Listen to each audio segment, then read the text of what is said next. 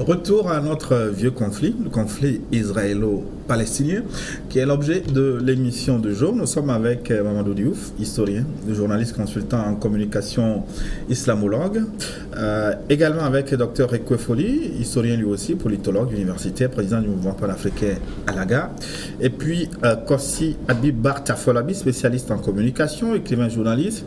Il est le directeur de publication de la revue chrétienne Maranatha et fondateur du Centre international d'études de communication de l'évangile basé à Lomé. Avant la pause, chers invités, nous étions en train de parler de la dimension politique du conflit israélo-palestinien et Mamadou Diouf est en train de poser une question juste.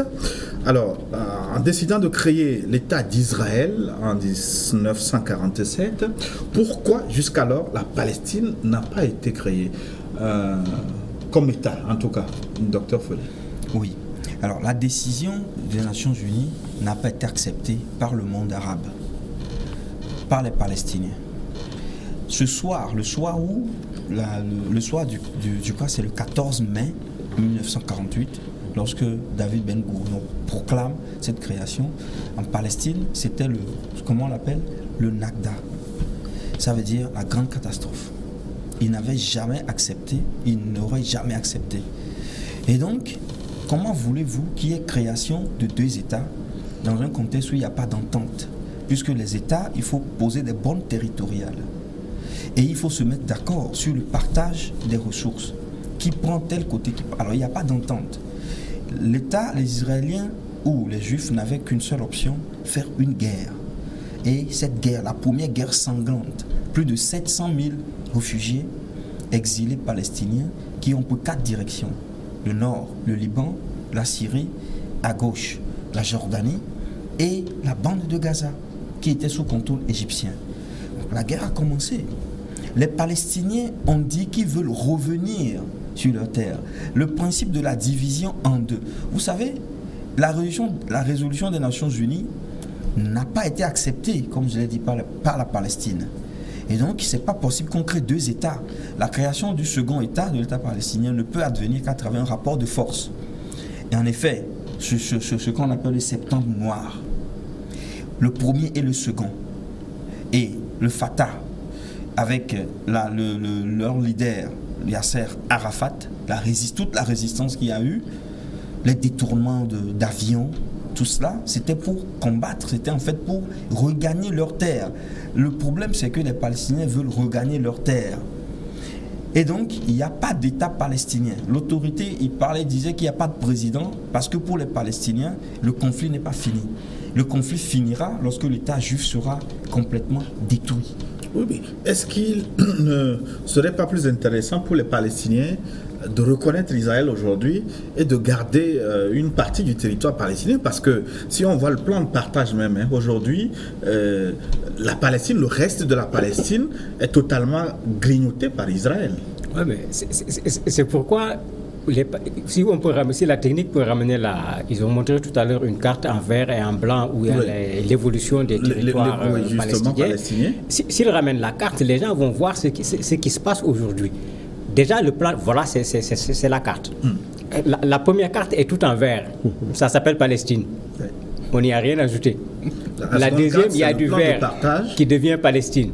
Et on a donné le reste aux Israéliens et on leur a également donné une des meilleures parties de la Palestine. Parce que dans le partage, il y avait ça. Alors, si vous voyez le plan de partage qui se trouve au niveau de la deuxième carte, à aujourd'hui, l'État d'Israël a encore grignoté beaucoup de terrain aux Palestiniens. La troisième et la quatrième carte le montrent. Et moi, c'est la quatrième qui m'intéresse. Si vous regardez la quatrième, l'État palestinien a été émietté. C'est-à-dire qu'il n'y a plus de continuité territoriale dans ce qu'on veut appeler aujourd'hui territoire palestinien et que vous avez à l'écran en vert.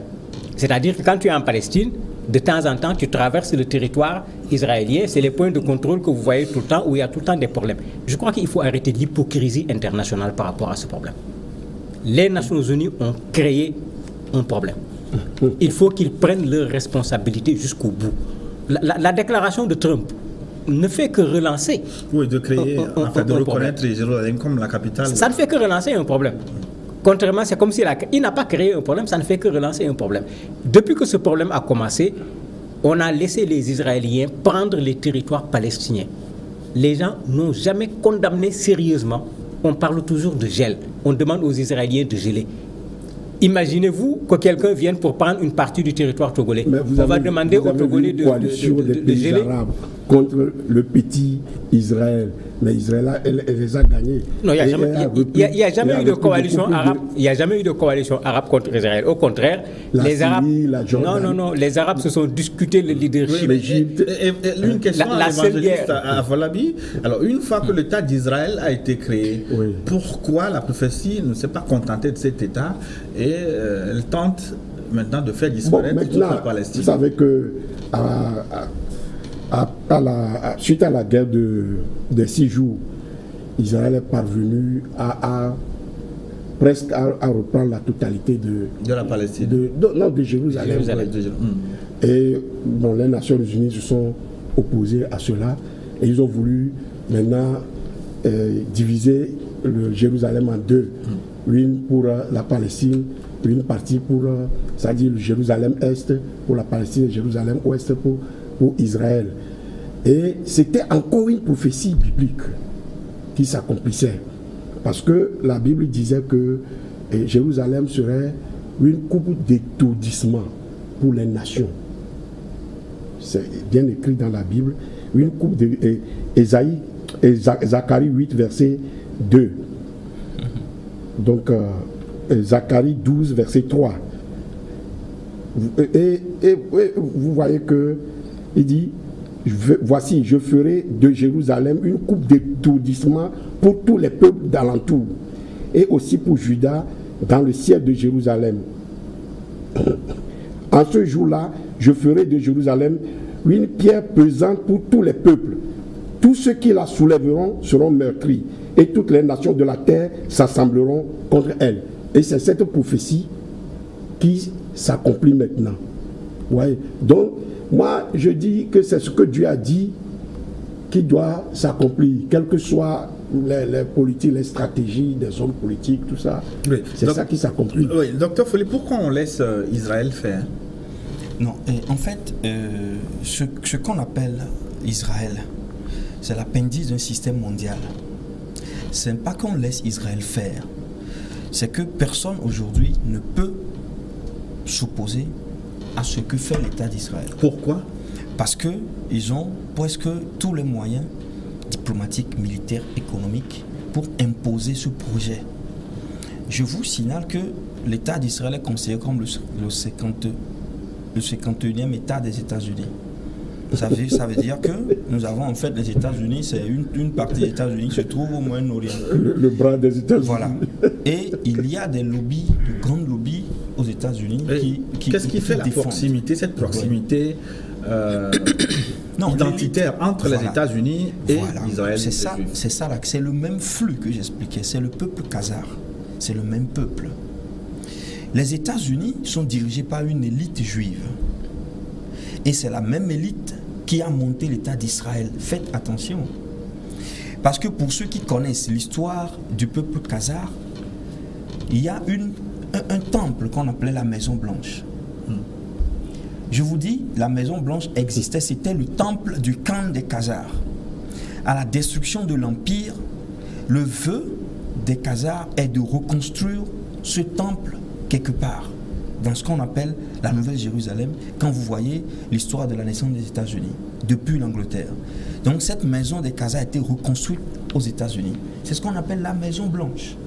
Donc, les Américains sont dirigés par une élite juive qui a monté l'État d'Israël, qui a monté le système des Nations Unies et qui donc dispose de presque tout l'arsenal militaire mondial. C'est tellement difficile. Vous avez évoqué la guerre des 6 jours. La guerre des 6 jours, c'est le Nasser qui a demandé au monde arabe d'attaquer, de détruire Israël. Mais le 5 juin 1967, Israël attaque. Israël était préparé. On a l'impression que l'État d'Israël avait préparé la guerre plus que les... Bon, ils avaient eu des informations. Donc, en 6 jours, on défait des grandes armées, un petit État défait. Tout cela, je me demande si c'est une véritable guerre qui a été faite. Et donc, il y a tellement de difficultés. Il y aurait toujours la main de Dieu derrière les... Non. Le concept de Dieu, d'ailleurs, c'est difficile. Il ne faut pas qu'on en parle. Il n'y a pas la main de Dieu quelque part qui impose. Non, qui dit que, bon, comme il dit, que la prophétie... Bon, vous savez, moi, je ne peux pas parler au nom d'une entité qu'on appelle Dieu. Nous expliquons, analysons l'histoire. Voyons comment est-ce que l'histoire évolue. Les forces. Marcus Garvey disait que dans les affaires des hommes, Dieu est toujours du côté des plus forts. Et donc aujourd'hui, les plus forts, c'est les États-Unis, c'est la Russie, c'est Israël. Je vais vous rappeler que la Russie est également dirigée par une élite juive, ce que beaucoup de personnes ne savent pas. Lorsque le mur de Berlin est tombé, il y a une jonction entre une maison juive et une autre maison juive. Et dans le monde monopolaire qui a pris en temps, le monde. Tout à fait, il faut le dire, l'élite juive zioniste gouverne le monde. Le système monétaire est contrôlé par, vous savez ce que, il est contrôlé par l'élite juive. Il n'y a que 3 banques centrales aujourd'hui qui ne sont pas contrôlées par le système monétaire juif, le système bancaire, la banque de l'Iran, la Corée du Sud. De toute façon, et bon, la Libye qui aujourd'hui n'a plus de banque. De toute façon, c'est clair que les Juifs sont la première puissance mondiale. Et ils gouvernent à travers le démembrement de la diaspora plusieurs États, dont la Grande-Bretagne, la royauté britannique, même la royauté marocaine. Les États-Unis, la Russie, beaucoup d'États. Donc, c'est pas que on leur permet de faire, c'est qu'ils ont la capacité de faire ce qu'ils font.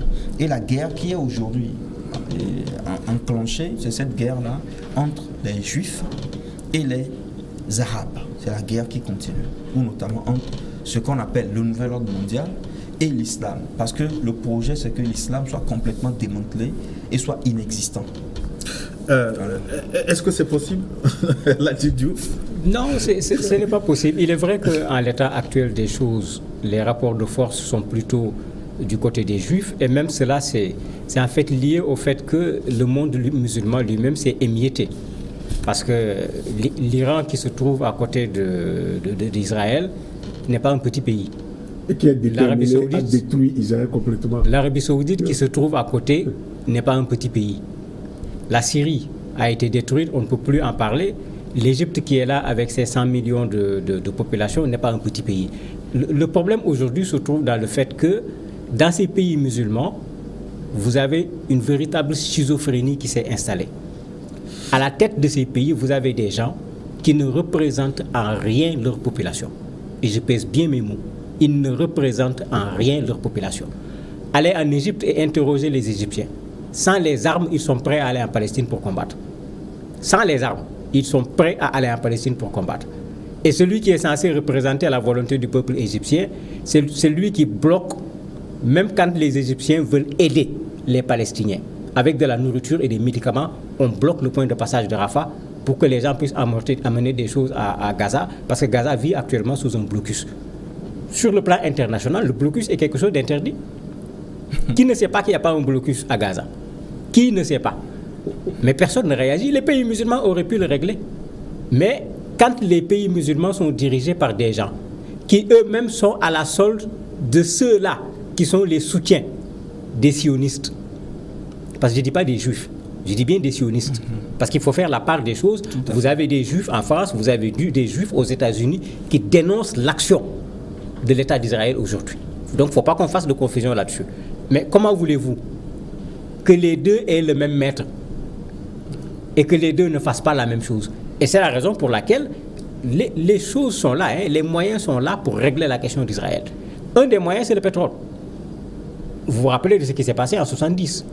Aujourd'hui, si les pays musulmans qui produisent du pétrole disaient à l'ONU, régler le problème palestinien où on garde notre pétrole, vous allez voir, les choses vont se régler beaucoup plus rapidement. Mais est-ce que ces gens ont cette indépendance politique? Est-ce qu'ils ont cette indépendance économique pour pouvoir prendre une telle décision? C'est vrai que nous, Africains, on payera les pots cassés parce que nous dépendons en partie de ces gens, mais ils ont des moyens de pression. Les pétrodollars qui sont utilisés dans ces pays, mais ils n'ont qu'à menacer de les retirer. Donc, ce n'est pas seulement d'un point de vue militaire qu'on peut régler ce problème. Il y a des possibilités de pression sur ces pays qui sont là, qui empêchent la résolution. Et le premier des pays, c'est les États-Unis. À chaque fois que les Nations Unies ont voulu prendre des décisions, que ce soit le Conseil de sécurité, que ce soit l'Assemblée générale, les Américains ont amené leur veto pour protéger leur enfant chéri, si je peux le dire. Et c'est pourquoi ce que Trump fait aujourd'hui, pour ceux qui suivent, mais ça ne surprend personne parce que tous les présidents américains avaient dit qu'ils vont le faire. Tous les présidents avaient dit on va le faire tous les 6 mois. Ils ont reporté de 6 mois.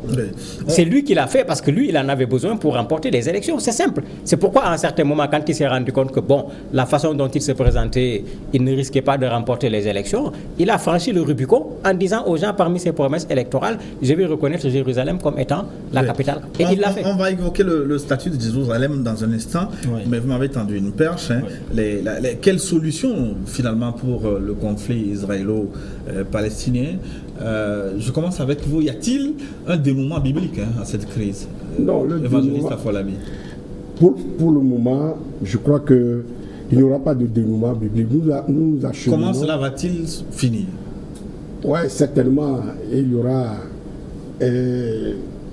un conflit, une coalition des pays arabo-musulmans avec la Russie, ce que la Bible dit, la Russie, la Chine, la Corée du Nord. Vous voyez que la Corée du Nord est en train de soutenir sur le plan des armes nucléaires l'Iran aujourd'hui. Donc il y aura une coalition de tous ces pays-là contre Israël. C'est ce que la Bible avait prévu. Et moi, je pense que actuellement nous nous acheminons vers un conflit, une troisième guerre mondiale, et qui verra l'émergence de ce que la Bible appelle, de celui que la Bible appelle l'Antichrist, qui va siéger à Jérusalem et il va vouloir instaurer une ère de paix. Et ce serait seulement, ça va durer seulement 3 ans et demi. Et après, puisque cet Antéchrist, ce serait un juif. Ce serait un juif pour qu'il soit reconnu et accepté par les juifs. Donc, et c'est après cela que les juifs vont dire non, il les a trompés. Donc, après 3 ans et demi de paix, c'est ce que la Bible dit. Donc, Trump est en train de préparer le terrain à l'Antéchrist. Oui, nous nous acheminons vers l'émergence de l'Antéchrist. Ça veut dire que Trump est-il en coalition avec l'Antéchrist? Non, je ne peux pas dire qu'il est en coalition ou bien qu'il est en relation avec l'Antéchrist. Non, je ne peux pas voir un lien. Puisqu'il est en train de travailler pour l'Antéchrist, selon votre développement. C'est les prophéties qui s'accomplissent. Oui, donc, nous sommes à une étape, nous sommes à la dernière étape. Ouais. À la dernière étape avec la reconnaissance de Jérusalem comme capitale d'Israël. Et cette étape, l'étape prochaine que nous allons franchir, c'est, on voit cela, mais qui est en train de, ça se voit actuellement avec la réprobation mondiale. Donc, il y aura une coalition qui s'opposera à cela et ça va amener une troisième guerre mondiale. Mais est-ce qu'on va survivre de cette troisième guerre mondiale? C'est une autre question. Docteur Folly, il y a eu beaucoup de discussions autour de ce conflit israélo-palestinien, mais pourquoi on ne trouve pas un accord? Pourquoi il n'y a pas de solution? Bon, pour répondre à cette question, je vais emprunter un peu la grille de mon collègue, c'est-à-dire la grille prophétique ou spirituelle. C'est que, en fait, Jérusalem est une terre sainte. Bon, une terre sainte, ça ne veut pas dire une terre où on ne fait pas de mal, on ne verse pas de sang. Ça veut dire une terre qui est mise à part. Et c'est une terre d'alliance. Cela veut dire que durant les ères, les siècles, les millénaires, cette terre est protégée par les entités tutélaires qui sont là et qui veillent à ce que sur cette terre, il y ait une histoire particulière.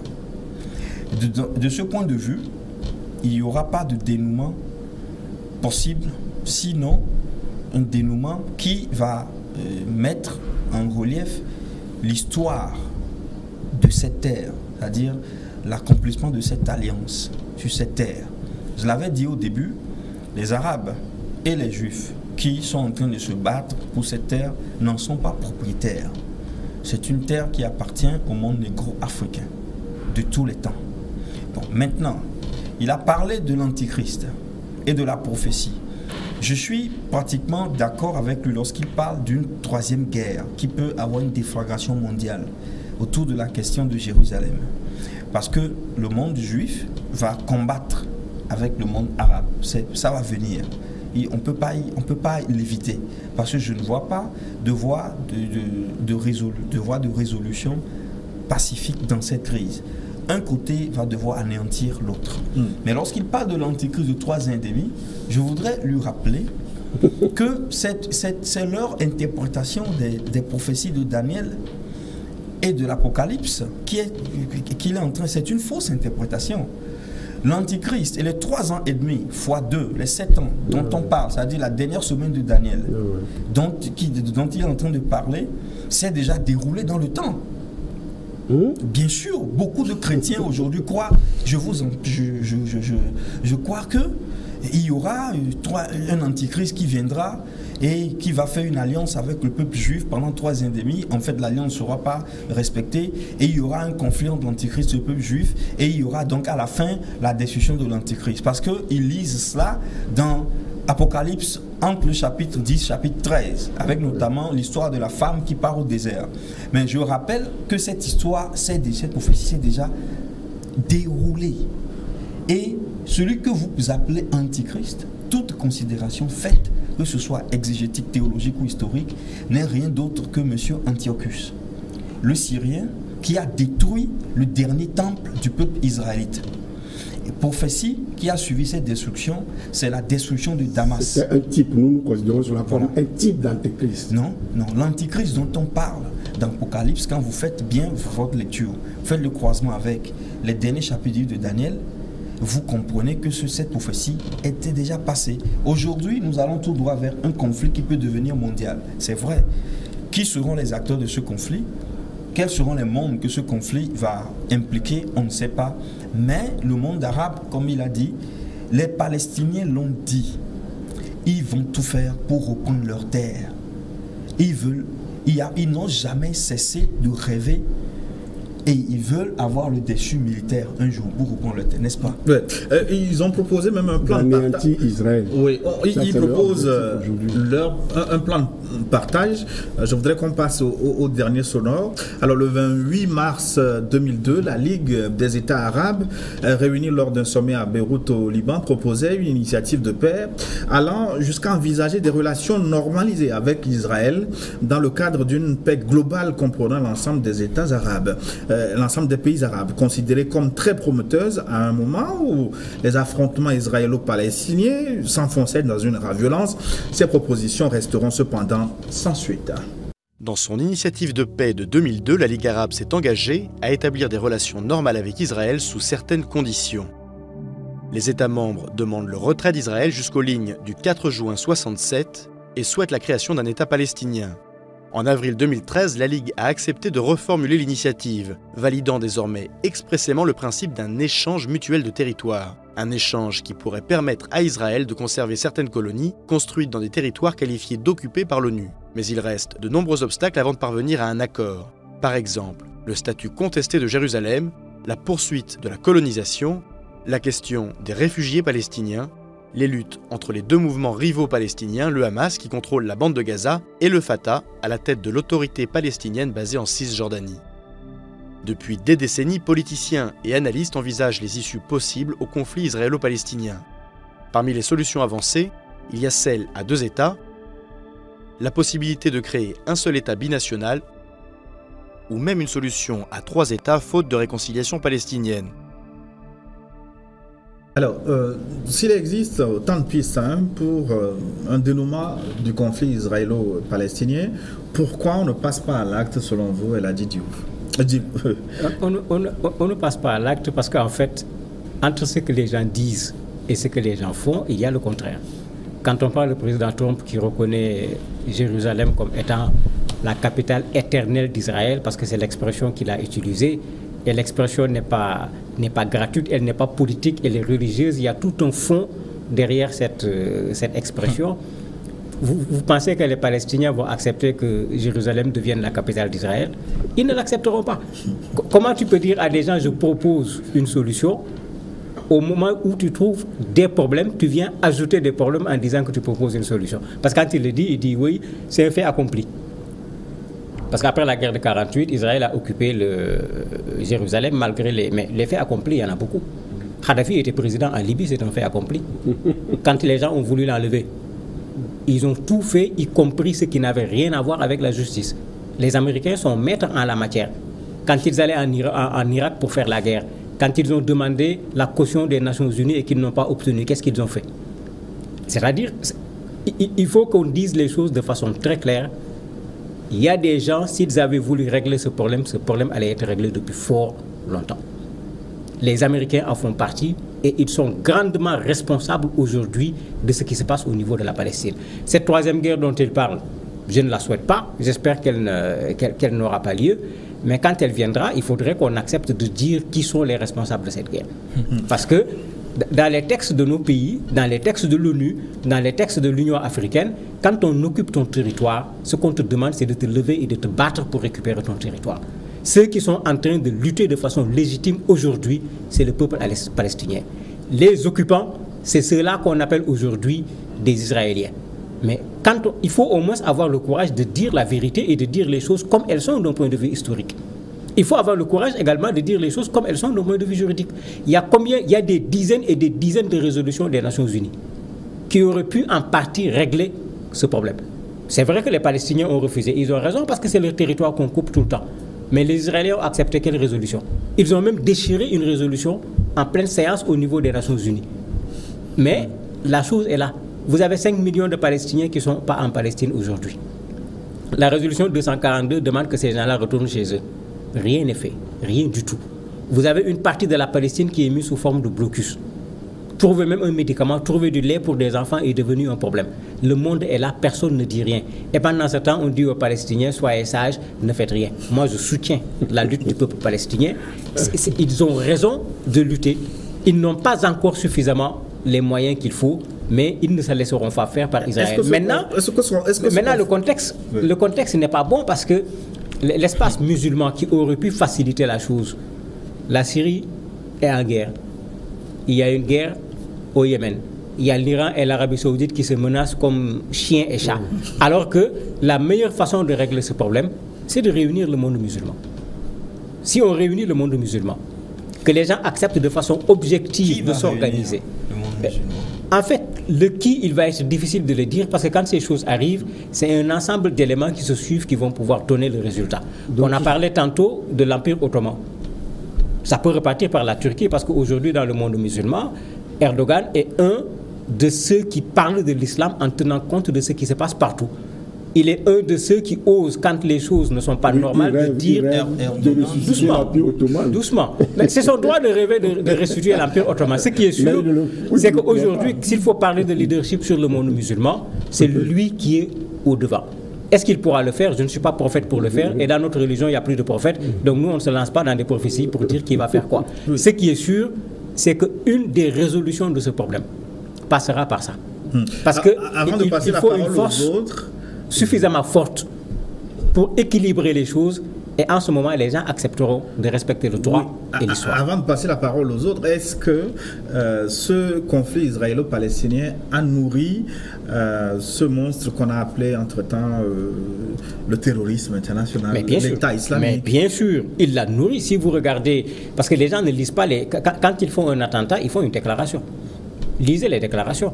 Bon, moi, je dis toujours, on se fâche tout le temps contre moi. Ce sont de mauvais avocats pour une bonne cause. C'est-à-dire, ils ont raison que les Américains participent à l'injustice à l'échelle internationale aujourd'hui. Quand ils le disent, c'est vrai. Quand ils soutiennent la cause palestinienne, quand ils dénoncent tout ce que les gens font contre les Palestiniens et que les gens laissent faire, ils ont raison.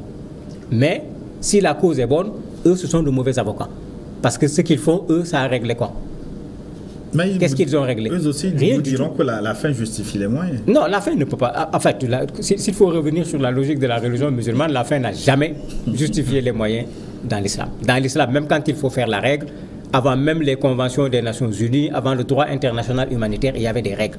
La fin n'a jamais justifié les moyens en islam. Donc, la réalité, c'est que parce que cet espace musulman dont je parle n'a pas pris ses responsabilités par rapport à ce problème, vous avez des justiciers Parce que c'est ça, moi je les considère comme des justiciers, des gens qui se lèvent, qui croient qu'ils vont pouvoir régler Vous croyez cela? Non. Tous les pays arabes soutiennent la Palestine. Non, tous les pays arabes ne soutiennent pas la Palestine. C'est pourquoi je dis qu'on ne mélange pas les choses. Ce que les gens disent en haut est en contradiction avec ce que les gens font. Il faut que les choses soient claires. On a vu ici des pays arabes, quand le Sénégal est allé aux Nations Unies pour proposer une résolution, il y a des pays arabes qui se sont débinés, qui ont même fait des démarches pour qu'on retire la résolution qui était contre Israël. Ces gens-là soutiennent qui? La Palestine? Docteur Follis, ce que je comprends, à la lumière de la discussion que nous avons eue, c'est que cette crise israélo-palestinienne structure un peu la géopolitique internationale dans une certaine mesure. Tout à fait. C'est une crise hautement structurante et de l'équilibre mondial. Et lorsqu'il évoquait la Turquie, la Turquie, nous savons que la Turquie est aujourd'hui un allié objectif des États-Unis. Or, qui dit États-Unis dit monde juif. Maintenant, je ne sais pas par quel moyen un État comme... Parce que la mise ensemble des pays arabes serait la solution, comme il dit. Mais je me rappelle que Kadhafi a dit, à un certain moment donné, que le monde arabe n'est qu'un jeu d'enfants. Ce n'est pas possible d'unifier le monde arabe. Il dit la Ligue arabe est un jeu d'enfants. Il dit je me tourne vers l'Afrique pour faire le panafricanisme. Ce qui a expliqué tous les investissements de Kadhafi vers l'Union africaine et vers une réunification de l'Afrique. Bon, maintenant, si Kadhafi n'est pas là, quel est cet État, comme vous le dites, qui est capable de rassembler les États arabes? Encore que les États arabes ne veulent pas dire des défenseurs de l'islam, parce que l'Arabie a préexisté à l'islam. Et tout ce qui est arabe n'est pas forcément musulman. Bon, maintenant, quand vous parlez de géopolitique mondiale, Israël est un État qui n'est pas en paix. Et il est entouré par des pays qui ne veulent pas la prospérité d'Israël. Donc c'est un État permanent de guerre. Quand il parle de Troisième Guerre mondiale, moi je dirais que la Troisième Guerre mondiale a déjà commencé. Il n'y a pas encore la dimension mondiale dans ce qu'on appelle la confrontation des armes. Mais il y a déjà une guerre économique, une guerre diplomatique, une guerre culturelle autour de cette question de l'État d'Israël. Bon, c'est une question structurante au plan de la géopolitique. Pour quelle raison? Parce que le projet, vous l'avez soulevé, on n'arrive pas à respecter les résolutions des Nations Unies. Pour quelle raison? Les gens vont signer des accords alors qu'ils ont des agendas cachés. Les accords sont vides de sens et sont caducs même avant qu'on ne les signe. Parce qu'il y a un projet derrière toutes les stratégies que nous voyons, un projet qui est devant. Et c'est ce projet-là qui veut que l'islam soit détruit. Je reviens sur cette question. La création de l'islam politique que nous avons vu après la guerre en Afghanistan, cet islam politique qui jette aujourd'hui, par ses agissements inhumains, du discrédit sur l'islam réel. L'islam politique va servir de créer un renforcement de la haine mondiale contre la religion islamique. Ce qui va conduire à une guerre qui va viser en fait l'anéantissement des pouvoirs islamiques. Les États vont demeurer, les populations vont demeurer. Vous savez, on détruit des religions et les religions disparaissent. La religion d'Osiris a presque disparu. La religion mosaïque a disparu. Donc on peut faire des guerres de religion et on les habille par des subterfuges sémantiques, notamment guerre politique, occupation territoriale, alors que c'est des guerres de religion. L'enjeu, le plus grand enjeu mondial aujourd'hui, c'est le contrôle des esprits, le contrôle des âmes, le contrôle des masses. Pour faire un nouvel ordre mondial cohérent, les Romains le disent, il n'y a pas d'empire sans légion, ni d'empire sans religion. Donc, il faut une religion mondiale. Cette religion mondiale doit pouvoir fédérer toutes les grandes religions d'aujourd'hui. Le christianisme, l'islam, le judaïsme. Il parlait de l'antichrist, mais nous savons que l'antichrist est un point de vue, est une vision. Ce n'est pas une personne, c'est un vent, c'est un esprit. Cet antichrist-là veut mettre au point une grande foi, une foi unique sur toute la terre. Et ça va passer, quand vous parlez de géopolitique, ça va passer par la destruction des foyers qui tiennent encore les grandes religions. Donc le monde de l'Arabie Saoudite, le wahhabisme, tous ces courants musulmans vont être attaqués par la géopolitique mondiale. Et les États qui les hébergent seront détruits, ou il y aura des guerres pour les détruire. Et l'objectif, c'est qu'il n'y ait plus de religion. Même Rome tombera, Rome va tomber. Lorsque le problème de l'islam sera résolu, on va résoudre le problème des chrétiens et du christianisme, oui. On va faire en sorte qu'il n'y ait plus de foi en rien et que les humains deviennent comme des machines, comme des robots qui n'ont plus de substance. C'est la théorie, en fait, de l'homme, de nouvel homme de Hitler. On a vu la même théorie chez Staline. Il faut uniformiser les humains. Il faut faire des hommes comme des robots, faire des hommes des robots. Et c'est dans cette marche-là que l'humanité, c'est cela qui structure la géopolitique du grand monde. Donc le pasteur, l'évangéliste n'a pas à se réjouir de ce qui se passe, puisque à la fin, le christianisme sera visé lui aussi. Hein. Oui, effectivement, le christianisme est déjà visé. Bon, vous savez que les valeurs chrétiennes sont déjà bafouées, piétinées un peu partout dans les pays traditionnellement chrétiens. Oui, traditionnellement judéo-chrétiennes. Ces valeurs chrétiennes-là sont déjà piétinées. Et nous acheminons vers une ère d'abord que la Bible appelle l'apostasie. Et donc ce serait une ère de dépravation même morale sur le plan mondial. Et aujourd'hui on assiste à des persécutions inouïes des chrétiens, il ne faut pas l'oublier. Et ceux qui s'en tiennent uniquement à la parole de Dieu sont souvent attaqués, c'est-à-dire à la Bible, sont souvent attaqués. D'ailleurs, nous voyons... Monsieur Folly. Oui, bon, quand il dit parole de Dieu, bon. Oui, je parle de la Bible. Je sais que beaucoup, il y a le Coran aussi est appelé parole de Dieu. Et bon, donc, finalement, la reconnaissance de Jérusalem par Donald Trump, la dernière fois, comme capitale d'Israël, est-ce que c'est une bonne nouvelle pour vous? Oui, bon, je pourrais dire, bon, en me basant encore sur une des paroles de Jésus, il avait déjà prévenu, il a dit que quand nous verrons toutes ces choses se passer, nous devons lever la tête pour croire que notre délivrance est proche. Parce qu'il avait déjà donné des signes pour son retour, pour ce que la Bible, nous les chrétiens, nous appelons l'enlèvement de l'Église. Et donc, nous ne serons pas sur cette terre pour subir ces choses-là. C'est ce que nous croyons. Non. Ça, c'est ma foi. Monsieur Affola, oui, c'est ma foi. Vous êtes sérieux là? Oui, je suis très sérieux. Je suis très sérieux. Donc, ça annonce pour moi le retour de Jésus. C'est imminent pour moi. Donc, ça me réjouit en tant que quelqu'un qui attend ce retour-là. Mais sur le plan humaniste, ça me rend aussi un peu triste. Ce que la Terre va subir dans les prochaines années, ça me rend un peu triste. Et d'ailleurs, même quand nous analysons un peu l'agenda de 2030 de l'ONU, puisque nous parlons de l'ONU qui a un agenda pour 2030, ça me rend un peu triste sur tout ce qui va se passer dans le monde. Oui, et selon votre guide de lecture, alors comment faudrait-il analyser le personnage de Donald Trump maintenant? Doit-on l'applaudir ou le pleurer? Bon, il est venu pour donner un coup d'accélérateur aux prophéties bibliques. J'ai dit que la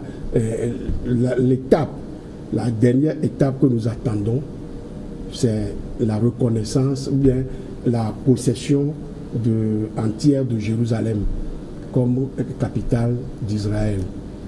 Bon, et c'est ce que la Bible avait dit, puisque les Juifs vont posséder tout leur territoire. Bon, et il est venu en quelque sorte comme ce que Cyrus avait fait, quand Cyrus avait permis aux Juifs de reconstruire leur temple. Et je ne dis pas que Trump est un sauveur du monde. Non, moi je dis comment faut-il le prendre comme Judas qui a permis que Jésus soit livré, parce on connaît son sort. Non. Lui, il n'est qu'un pion sur, dans la chronologie. Mais de la même manière que Judas était un pion aussi. Bon, l'acte qu'il a posé, c'est un coup d'accélérateur des prophéties bibliques, c'est ce que moi je peux dire.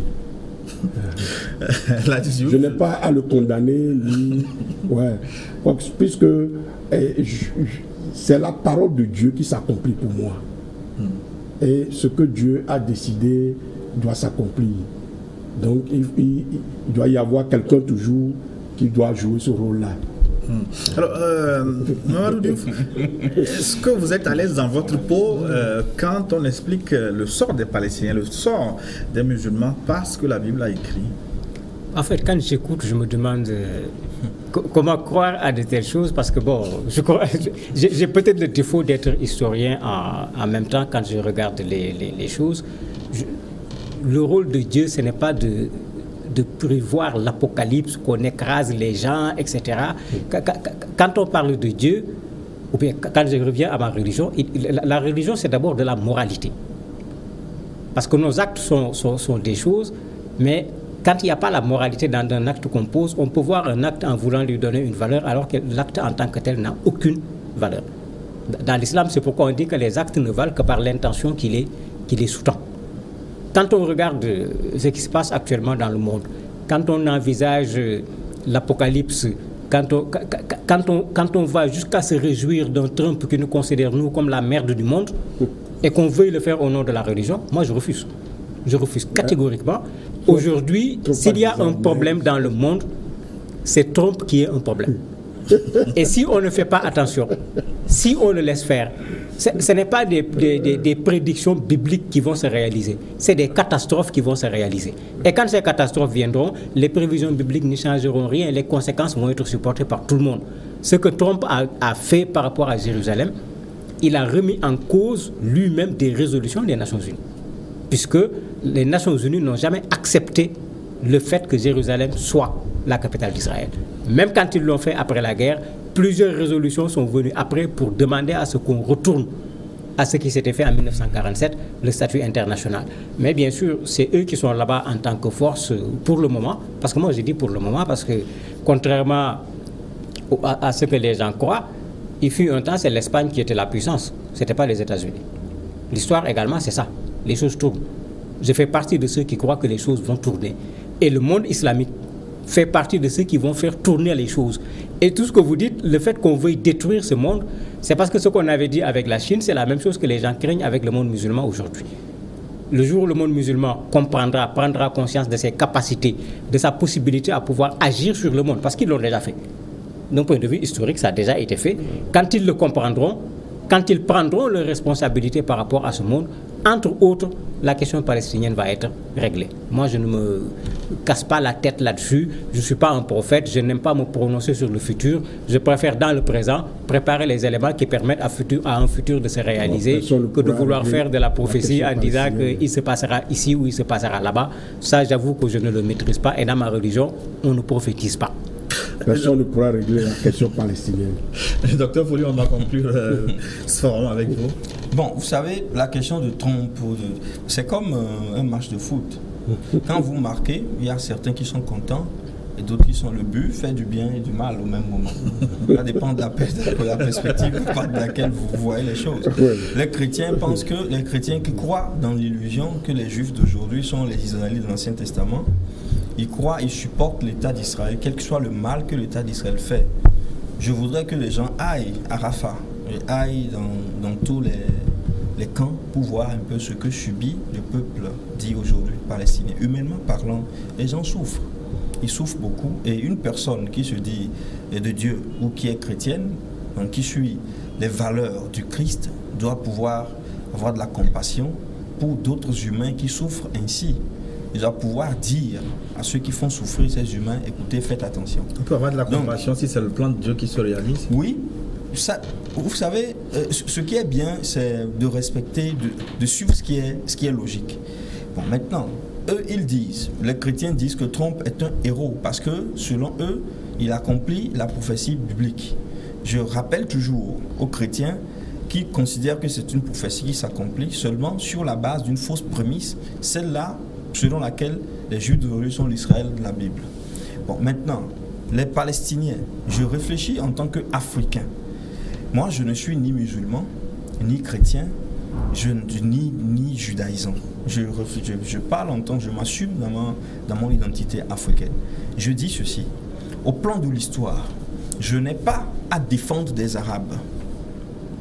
Je n'ai pas à défendre des Juifs.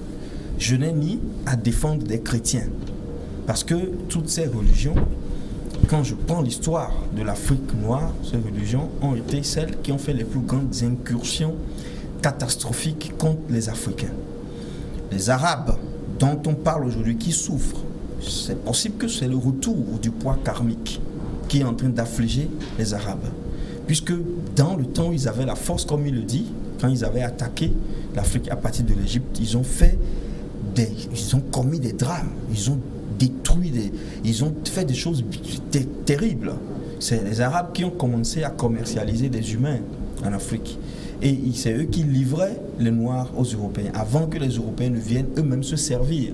Bon, est-ce que l'Arabie ou les Arabes ont déjà payé pour cela? Parce que, je rappelle, il y a le karma individuel, une minute, il faut conclure. Et il y a le karma collectif. Bon, les Juifs également. Vous allez parler, les Juifs aussi. Je raisonne en tant qu'Africain. Je l'ai dit au début, les Juifs également ont participé à la traite négrière. C'est eux qui avaient été les premiers financiers de la construction des bateaux. Donc aujourd'hui, ils se battent. Moi, je souhaite que des gens ne meurent pas. Je souhaite qu'il y ait la paix. Mais je me dis que notre affaire, en tant qu'Africain, est ailleurs. Je me résume en disant que cette terre-là, de la Palestine qui est là, que nous voyons, elle est une terre négro-africaine. Si Jérusalem est une terre sainte, elle est sainte au nom d'une alliance qui a été conclue entre des Africains ayant suivi la réforme d'Akhenaton et une entité tutélaire qui existe encore aujourd'hui. Oui, on reviendra pour creuser cette piste que vous évoquez. Il ne reste que le temps pour le pasteur de dire Amen pour qu'on conclue. Bon, je dois ajouter que tout ce qui se passe 20 secondes, et que la Bible avait prédit et qui se passe devant moi renforce ma foi en la Bible. Et je crois plus à la fiabilité de la Bible. Et je sais que l'étape suivante que j'attends, c'est le retour du Seigneur Jésus. Et c'est ce que beaucoup de chrétiens attendent maintenant. Merci beaucoup à vous tous pour votre participation à ce forum qui s'achève. Vous êtes sur New World Info et l'information continue.